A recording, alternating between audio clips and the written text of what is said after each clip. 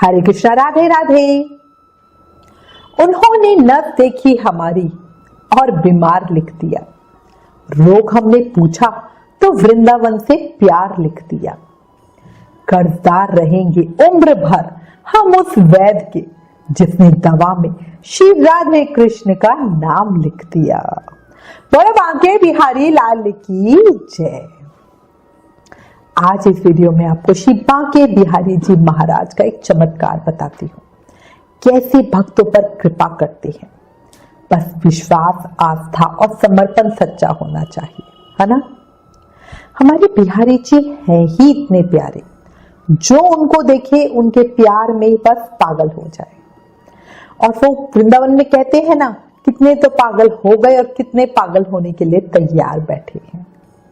बहुत ही मतलब बिहारी जी की बात ही, जब उनकी बात करो ना तो एक अलग सा मन में कुछ होने लगता है। आपको भी होता है? कमेंट करके बताना।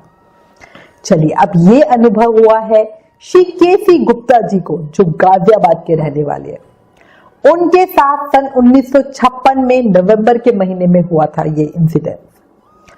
उनका नियम है कि वो हर साल परिवार के साथ श्री बांके बिहारी जी महाराज के दर्शनों के लिए वृंदावन आते हैं। उनके 3 प्यारे बच्चे हैं। ये बात उस समय की है जब वो दिल्ली से वृंदावन के लिए कोई भी सीधी बस सेवा नहीं थी, है ना। याद अब तो क्या हो गया, वो पुल बन गया है तो बहुत यमुना एक्सप्रेसवे से बहुत आसानी हो गई है, समय भी कम लगता है। बट उस समय क्या होता था, यात्रियों को बस से मथुरा आना होता था, फिर मथुरा से तांगा या रिक्शा से फिर वो वृंदावन आते थे। अब गुप्ता साहब ने भी जाने का जो उनका प्रोग्राम था उसको पूरा फाइनल कर लिया, और जो उनकी श्रीमती जी थी उन्होंने सभी तैयारियां कर ली। भाई 3 बच्चे साथ में हैं, फिर जा रहे हो, नवंबर का महीना है, ठंड का समय होता है तो कपड़े लत्ते भी अच्छे से लेके जाने होते हैं। अब उन्होंने अपना सारा प्रोग्राम फाइनल किया और गुप्ता साहब बच्चे और बीवी के साथ गाजियाबाद से दिल्ली आए। फिर दिल्ली से मथुरा के लिए बस ली। मथुरा बस अड्डे पे पहुंचकर वो वृंदावन जाने के लिए तांगा देखने लगे।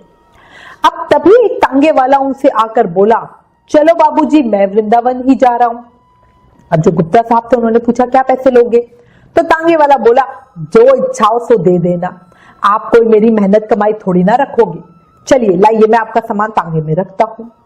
अब जो तांगे वाला था वो एक नौजवान, बड़ा सुंदर सज्जन सा आदमी लग रहा था, इसलिए गुप्ता साहब सपरिवार तांगे में बैठ गए, ज्यादा कुछ बहसाबाजी नहीं की।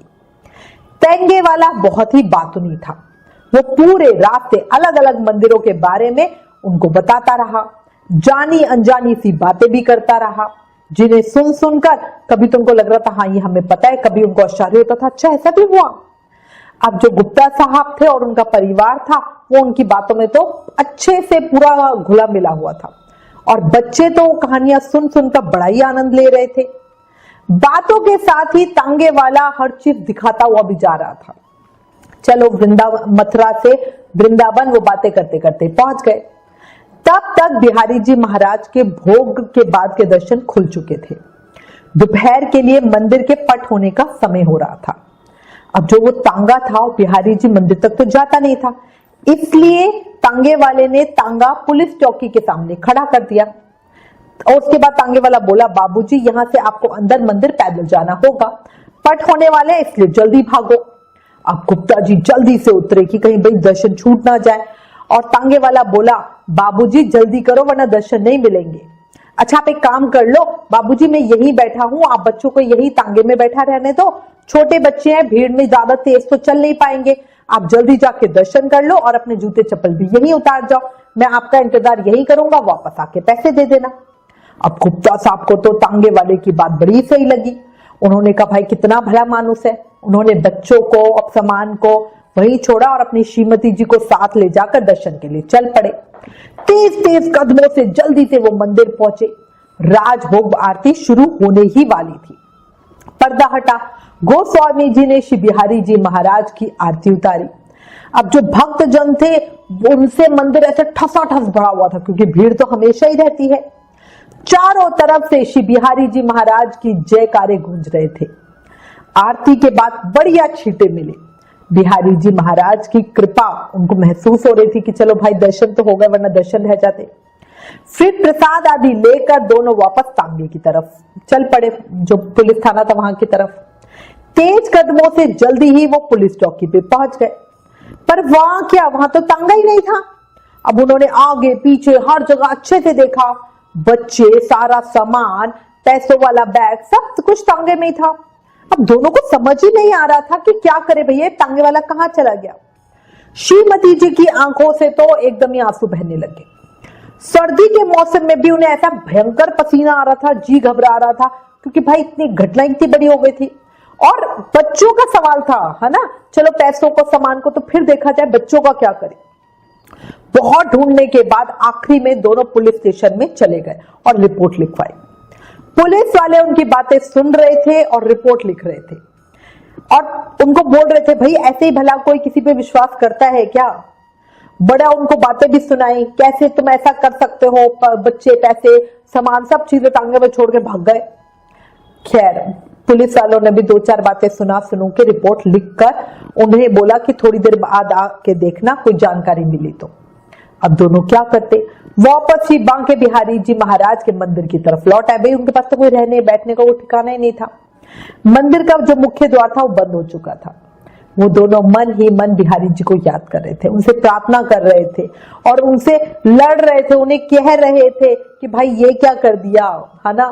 क्या होता, भक्तों के पास भी है ना कोई और सहारा नहीं होता, उनके जो प्राण प्रिय है ना, उन्हीं से वो लड़ सकते हैं, उन्हीं को वो उल्हाने दे सकते हैं।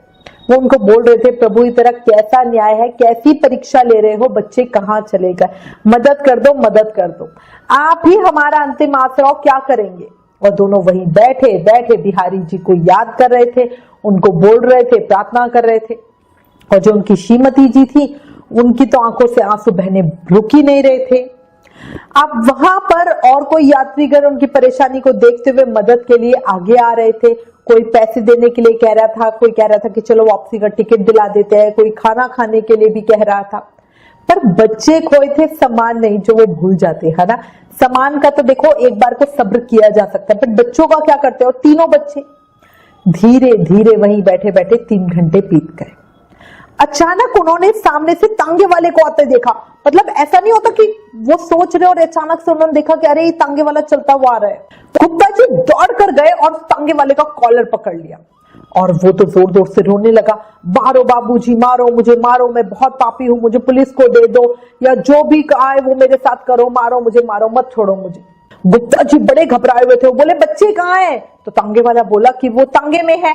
और तांगा कहां पर है, तो वो बोला मुंगेर मंदिर के पास खड़ा हुआ है। अब गुप्ता जी और श्रीमती जी भागते हुए जहां उसने जगह बताई थी उसके पास पहुंचे। तीनों बच्चे तांगे में आराम से बैठे हुए हैं। अब गुप्ता जी और उनकी श्रीमती जी की जान में जान आई। वो तांगे में चढ़कर बच्चों को प्यार कर रही थी, उन्हें गले लगा रही थी। अब जो गुप्ता जी थे वो तांगे वाले की तरफ मुड़े और बोले, बच्चों को लेकर इतनी देर क्यों आ गए।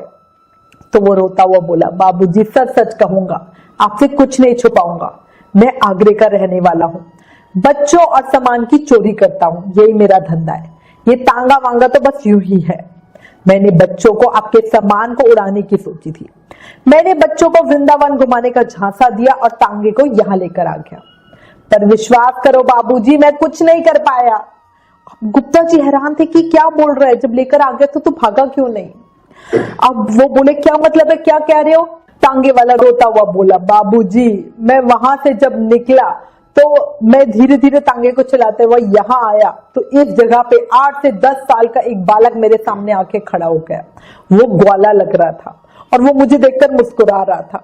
उसे देखकर जाने क्या हुआ, मेरा शरीर कांपने लगा, घोड़े की लगाम मेरे हाथ से छूट गई।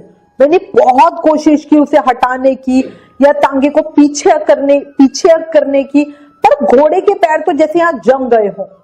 वो बालक कह रहा था, बच्चों को वापस कर दो।